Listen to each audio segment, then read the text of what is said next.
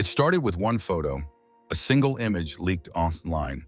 Judge Hannah Dugan, handcuffed, head bowed, surrounded by agents. No context, no statement, just raw viral heat.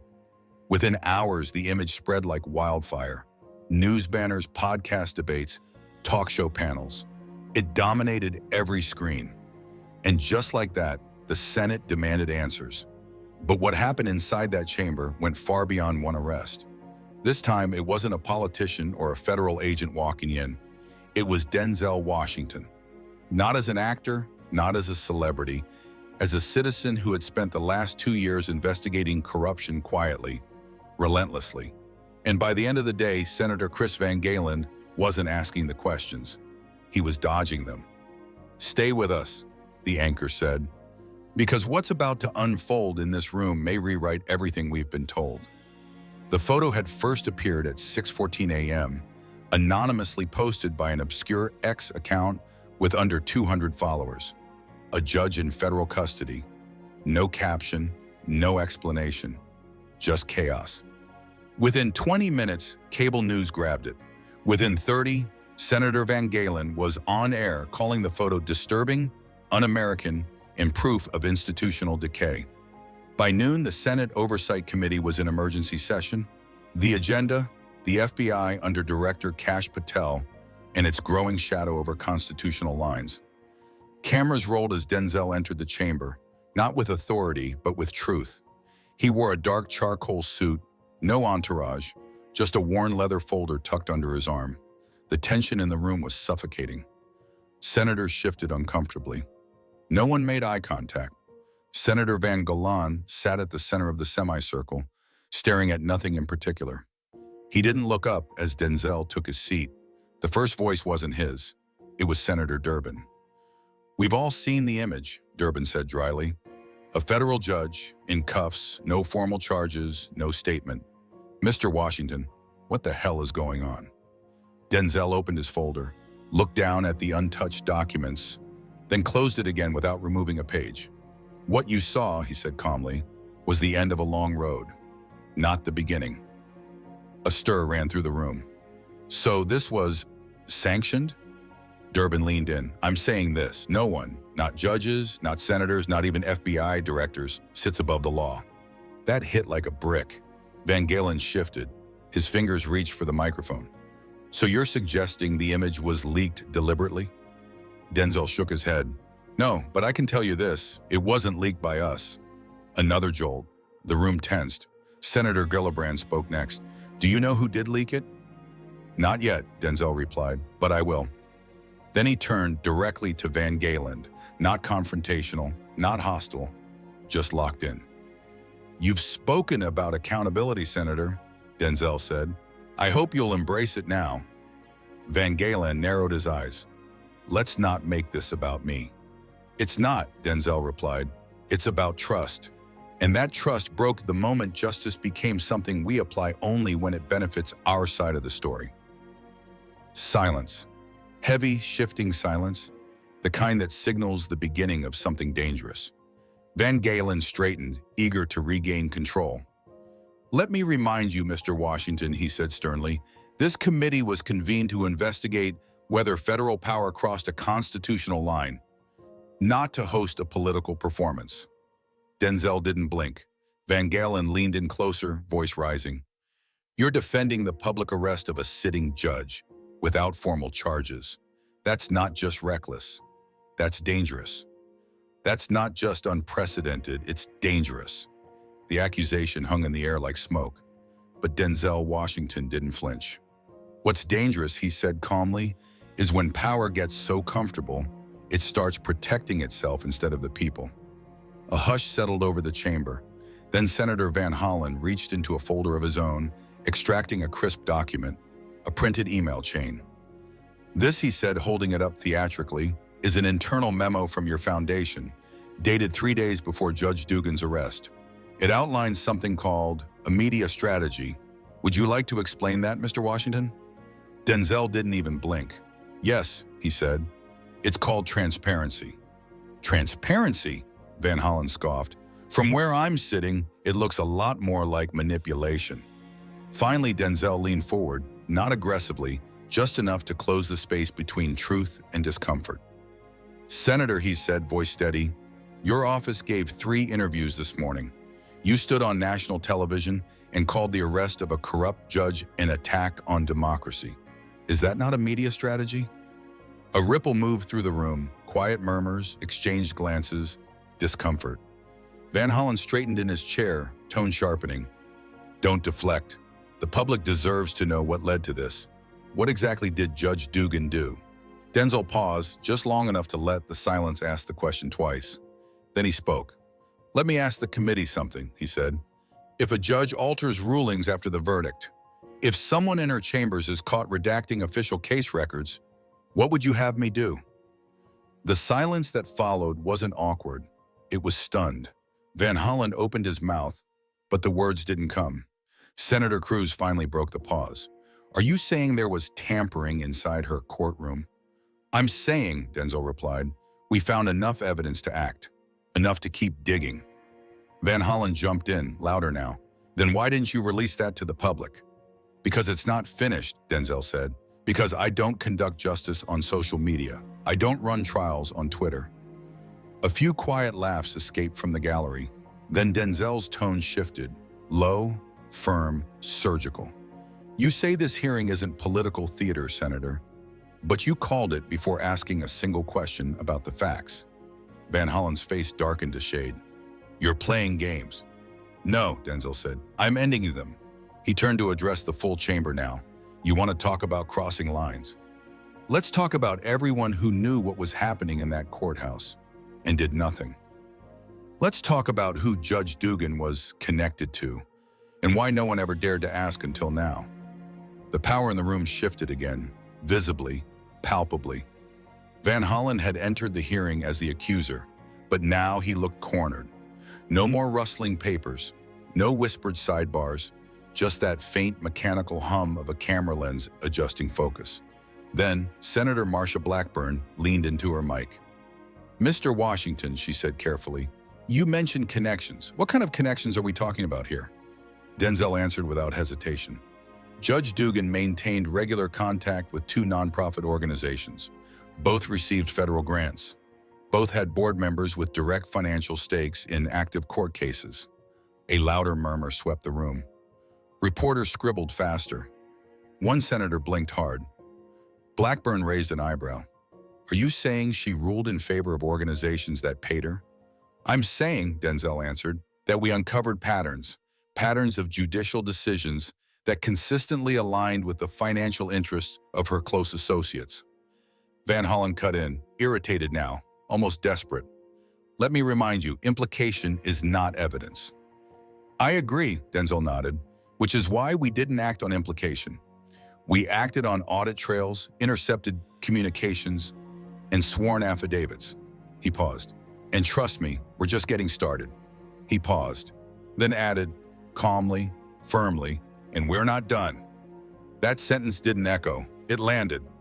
Senator Kennedy leaned forward, Southern drawl slicing through the tension. "Just how far does this thing go, Mr. Washington?" This time, Denzel opened the folder in front of him, not for show, but with intent. He slid a document down the table toward the committee clerk. "We trace financial transfers from a DC-based consulting firm tied directly to Judge Dugan's brother-in-law," he said. "That same firm appears in at least 4 separate investigations involving questionable rulings from federal judges currently on the bench." The room shifted again. Senator Van Hollen slammed his palm lightly on the desk. "This is reckless," he barked. "You're casting a shadow over the entire federal judiciary." But Denzel remained still, composed. "No, Senator," he replied. "I'm not casting a shadow. I'm shining a light." The tension snapped. Senator Klobuchar quickly jumped in, trying to redirect the momentum. "Let's be precise," she said. "Are you outright accusing other federal judges of misconduct?" "I'm saying," Denzel answered, "that we've uncovered a pattern that demands investigation. This hearing was supposed to be about facts, but somehow it's turned into a defense of optics." Senator Hawley leaned back in his chair, arms folded. "Sounds like we're scratching at something way bigger than Judge Dugan." Denzel didn't respond. He didn't need to. His expression said everything. Van Hollen, sensing the room slip, tried to pivot again. "Let's talk about your media appearances last year," he said sharply. "You went on a podcast and said, the justice system is compromised. Isn't that dangerously irresponsible coming from someone in your position?" A faint smile touched Denzel's face, not smug, just truthful. "It was dangerous," he said, "because it was true. You're undermining public trust." "No, Senator," Denzel replied. "I'm rebuilding it." A pause, then he slowly looked across the entire panel, eye to eye. "You can't fix a system by pretending it isn't broken." That wasn't a defense. That wasn't a comeback. It was a warning, and it hit harder than any headline could.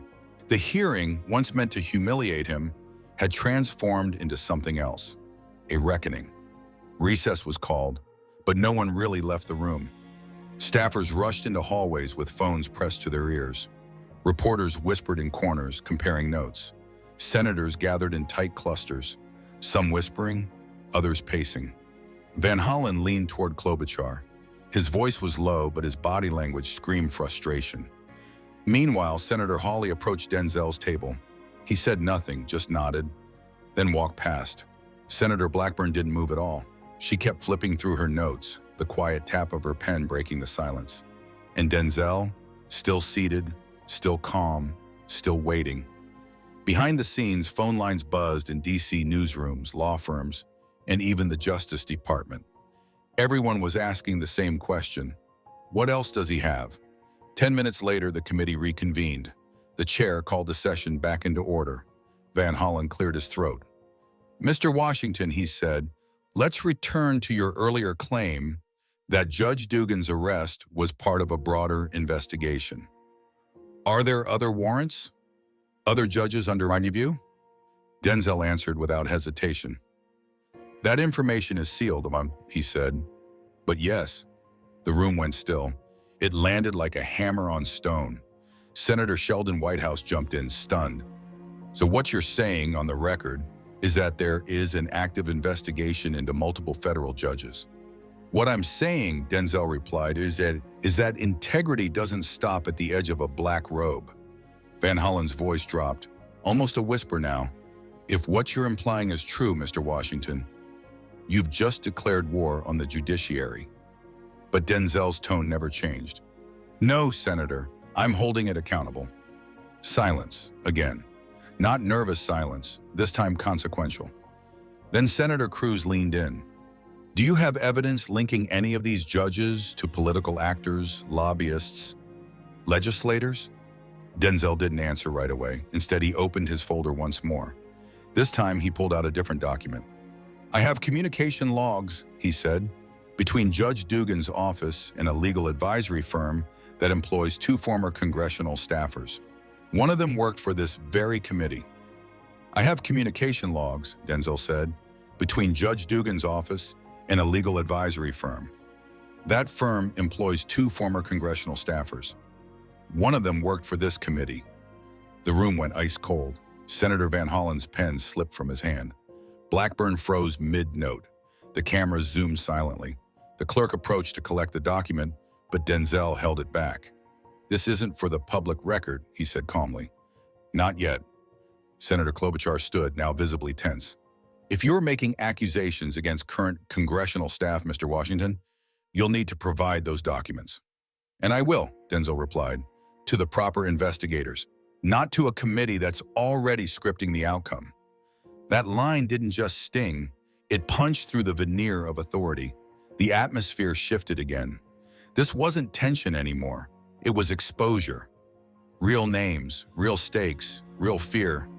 Senators stopped looking frustrated. They started looking vulnerable. What began as a political ambush was now boomeranging back toward the very people asking the questions. Denzel leaned forward, his voice low, deliberate, final. "I didn't come here to defend an arrest," he said. "I came here to say this: corruption isn't partisan. It's just been protected by power for too long." He leaned back again. No drama, no grandstanding, just truth, delivered with surgical precision. And everyone in the room knew it. This wasn't a scandal. It was the sound of a system cracking from the inside. By the time the committee resumed for the afternoon session, the outside world had already caught fire. CNN's banner read, "Washington exposes judicial network under investigation."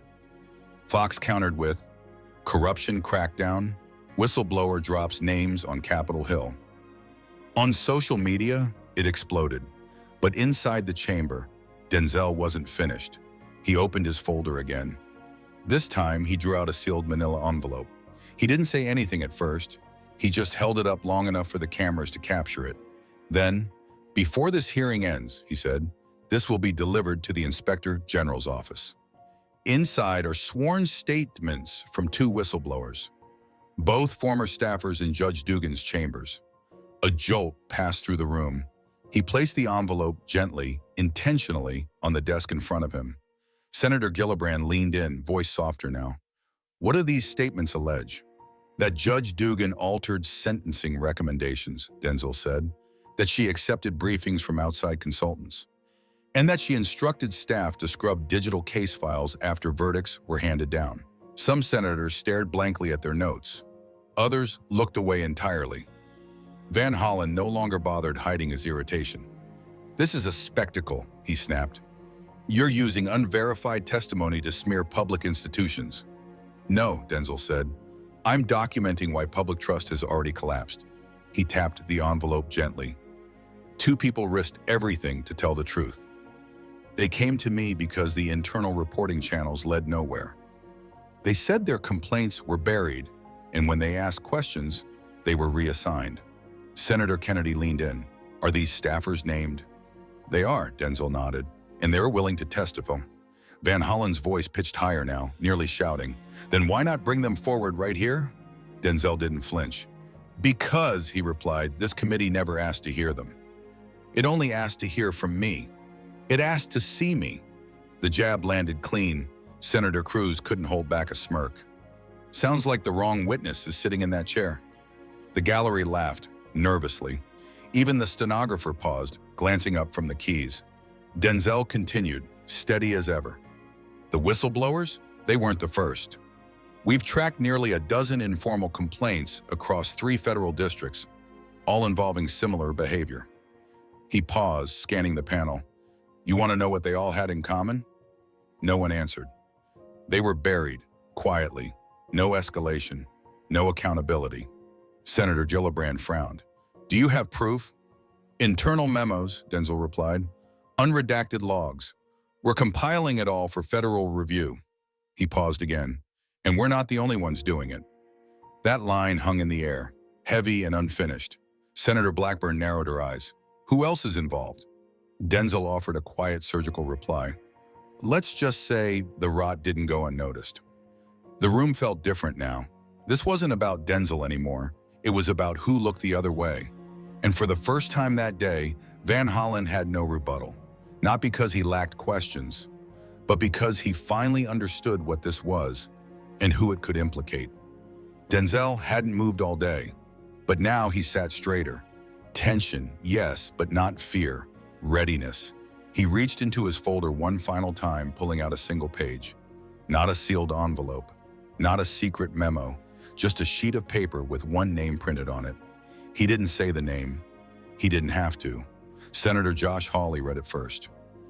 His eyebrows lifted. He turned slowly toward Van Hollen. The room shifted again. Blackburn leaned in, glanced at the name, and visibly stiffened, then looked sharply across the aisle toward the Democratic side of the chamber. The name?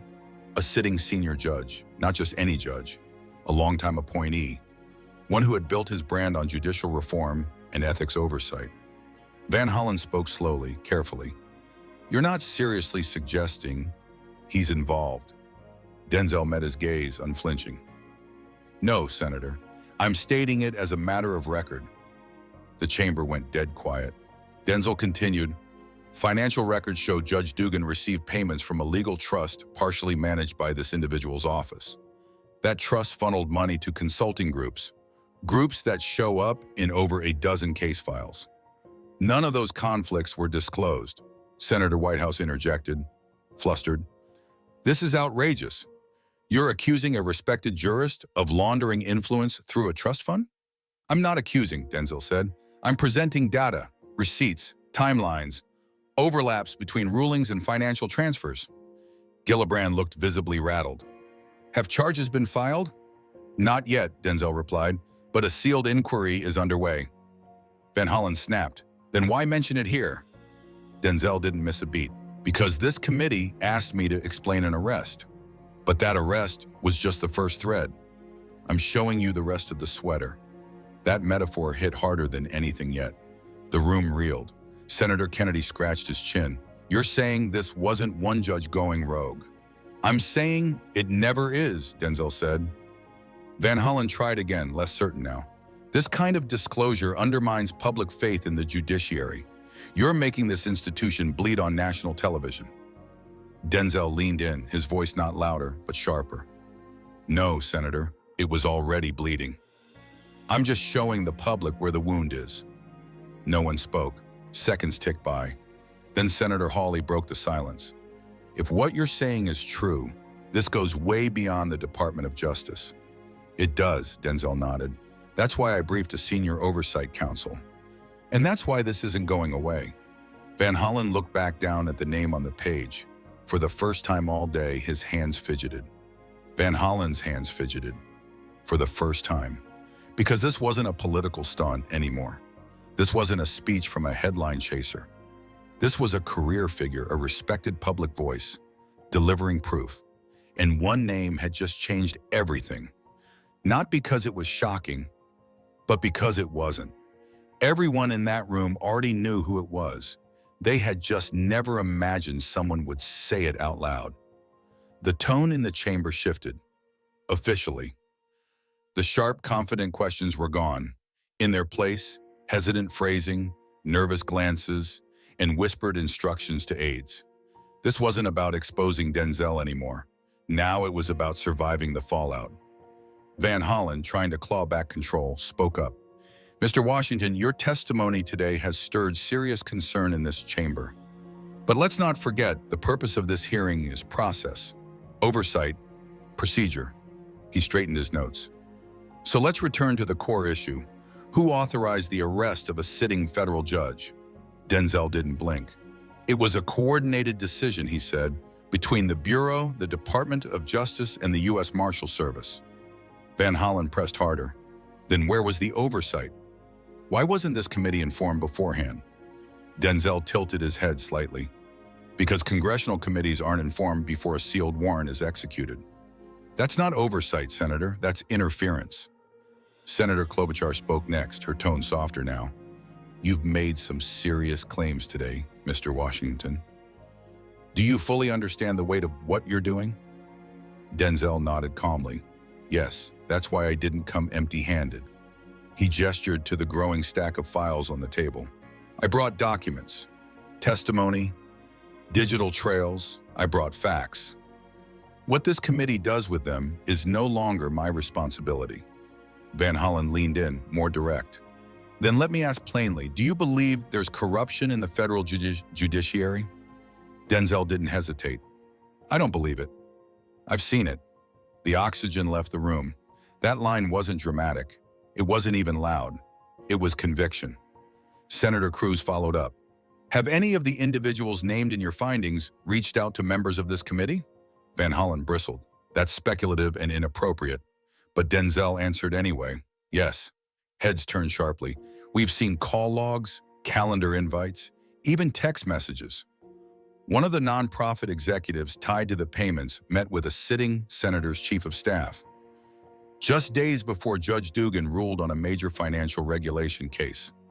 Van Hollen slammed the table, not with force, but to demand attention. This is a reckless, politically motivated smear campaign.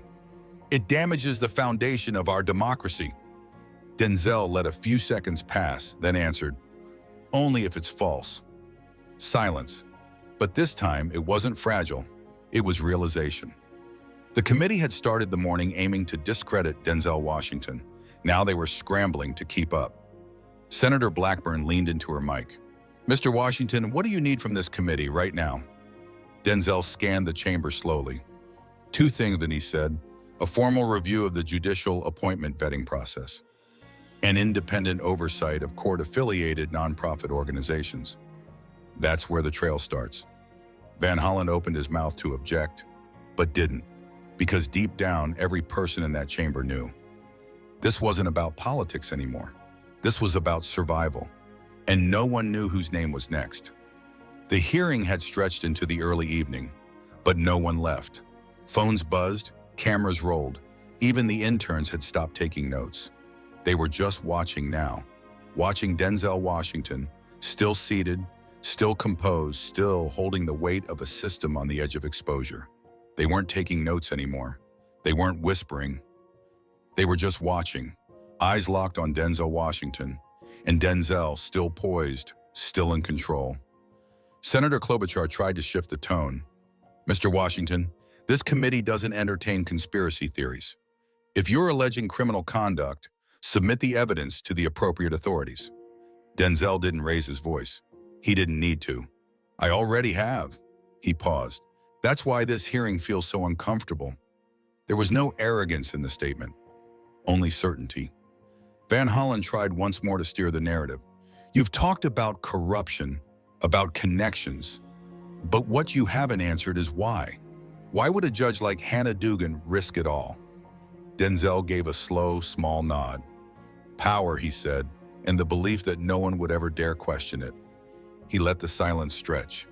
She was protected by access, by silence, by a system that punishes whistleblowers and rewards insiders who play the game. Klobuchar leaned forward. Then where's the line, Mr. Washington? At what point does your pursuit of justice threaten judicial independence? Denzel's voice dropped just above a whisper. The line, he said, is truth. And for years, that line has been blurred, not by investigators, but by those in robes who believe the robe makes them untouchable. That was the moment, not of scandal, but of recognition, a moment that shifted the entire room, not with rage or partisanship, but because the truth had cut too deep to ignore. Senator Hawley asked quietly, "What happens now?" Denzel answered without pause, "We keep going. We trace the networks, we protect the whistleblowers, and we let the public see what's been hidden for far too long." Blackburn added, "And the names?" Denzel nodded. "They'll come out. Not from me, from the evidence. That's how this has to work." Van Hollen, exhausted, tried one last time. "So you're just going to keep dropping bombs and expect us to clean up the wreckage?" Denzel leaned in. "No. I'm asking you to stop pretending the wreckage isn't already here." The words didn't just echo, they settled, in the microphones, in the chamber, in the eyes of every staffer watching from the gallery, because now no one could deny it.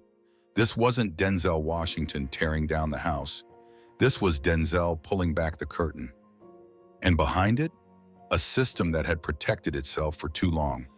The final stretch of the hearing no longer felt like a courtroom. It felt like a confessional. No one interrupted, no one grandstanded. Even Van Hollen, usually fiery and confrontational, sat back, arms crossed, tapping a pen, not with intention, but out of habit. There was nothing left to deflect. Denzel had come without slogans. He had come with names, dates, evidence, and in the end, silence was the loudest voice in the room. Senator Kennedy finally spoke, voice unusually still. "Mr. Washington, I've sat through more hearings than I can count. Most don't amount to much, but this isn't normal." Denzel nodded once. "It wasn't meant to be." Kennedy continued, "You've accused elements of the judiciary of being compromised. You've suggested some here may have enabled it, knowingly or not. That's not just controversial, that's historic." Denzel met his eyes. "And necessary." Gillibrand exhaled, looking around at the room, the silence, the discomfort, the unraveling. "Then we'll need to open a formal inquiry," she said. Her eyes drifted to Van Hollen, but he said nothing. He couldn't, because at this point, it wasn't about saving face, it was about what came next. Van Hollen didn't respond, not with protest, not with objection, only with silence. "We already have an inquiry," Denzel said quietly. "This hearing just gave it daylight." Blackburn turned toward the chair. Are we prepared to vote on issuing subpoenas? No one moved. No outrage, no resistance, just delay. We'll need to confer, Van Hollen finally said. Denzel calmly began folding the stack of papers he'd brought. Everything I submitted today, he said, is being archived with the Independent Oversight Review Board. You'll have full copies within the hour. Then he paused, looking across the panel. And I'd recommend reviewing your internal communication protocols. Because someone inside this building leaked the Dugan photo before the arrest was even complete. That bombshell should have dropped like a thunderclap. But the room stayed silent. Not because it didn't matter, but because no one wanted to be the first to react. Then Denzel stood, slowly, respectfully. I came because this committee demanded answers, he said. I gave them. What you do with them now is up to you. And this time no one followed him. No one hurled accusations. No one challenged his facts. Not because they agreed, say I did, but because deep down they all knew they had looked away. Not always out of malice, sometimes out of habit, sometimes out of comfort. But silence too is guilt. And on that day, no one walked out of that room the same. Least of all, Senator Chris Van Hollen. The hearing was over, but the story? It was just beginning. Within hours, headlines flooded every screen in the country, not just about the arrest of a judge, but the network behind her, the financial trails, the names, and above all, the silence. Denzel Washington exited through a back hallway. No press conference, no statement. He didn't need one. The hearing was the press conference. Inside federal agencies, a quiet task force was already in motion, hand-picked, tightly coordinated. Their mission? Follow the evidence wherever it leads. By dawn, 2 federal judges had recused themselves. One nonprofit organization issued a vague denial. A congressional staffer linked to the leaked photo resigned, quietly. But what people remembered most, especially those who watched it live, wasn't the documents or the footage. It was Chris Van Hollen's face as Denzel walked out. Not furious, not vengeful, recognizing that the institutions they once thought untouchable weren't. For months, Denzel had warned of decay, of trust not being destroyed by enemies, but rotted from within by those who mistook immunity for justice. Now those warnings had faces, signatures, wire transfers. That night, behind closed doors, several senators reconvened, not to spin, not to salvage, to plan reform. We can't stop it now, an aide whispered. The public's already seen too much. Across the country, opinion split. Some called Denzel a reckless disruptor. Others a whistleblower with nothing but truth. But for those who truly listened, something deeper had shifted. Not trust in government, that had already broken, but trust in the idea that someone finally was willing to name names, stand alone, say what no one else dared. As the media scrambled, as reputations wobbled, as careers stood on the edge of ruin, one quiet truth settled across Washington. He wasn't finished.